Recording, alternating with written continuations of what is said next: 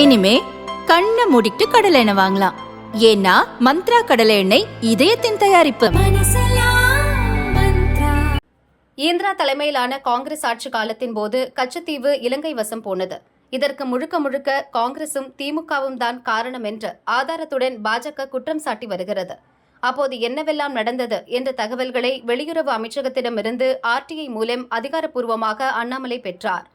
நேற்று அதை அவர் வெளியிட்டதில் இருந்து நாடு முழுவதும் பெரிய அதிர்வலை ஏற்பட்டுள்ளது.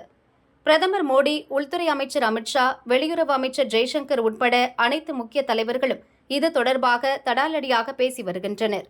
காங்கிரஸ் திமுகவை ரவுண்டு கட்டி துவம்சம் செய்கின்றனர். காங்கிரசின் இந்த காரியத்தை நினைத்து மக்கள் கடும் கோபத்தில் உள்ளனர். காங்கிரஸ் எப்போதும் நாட்டுக்கு எதிரானது என்பதை மீண்டும் மக்கள் உணர்ந்து இருக்கின்றனர் என்று கச்சத்தீவு விவகாரத்தில் நேற்று மோடி கருத்து சொல்லியிருந்தார். இப்போது காங்கிரசுடன் சேர்த்து திமுகவையும் கடுமையாக அட்டாக் செய்துள்ளார். தமிழக நலனை பாதுகாப்பதில் திமுக ஒன்றும் செய்யவில்லை. கச்சத்தீவு தொடர்பாக வெளிவரும் ஆதாரங்கள் திமுகவின் இரட்டை நிலைப்பாட்டை தோலுரித்துவிட்டது. காங்கிரசும் திமுகவும் குடும்ப கட்சிகள். அவர்கள் தங்களின் சொந்த மகன் மகள்களின் வளர்ச்சியில்தான் கருத்தாக உள்ளனர். நாட்டு மக்களை பற்றி அவர்களுக்கு எந்த கவலையும் இல்லை.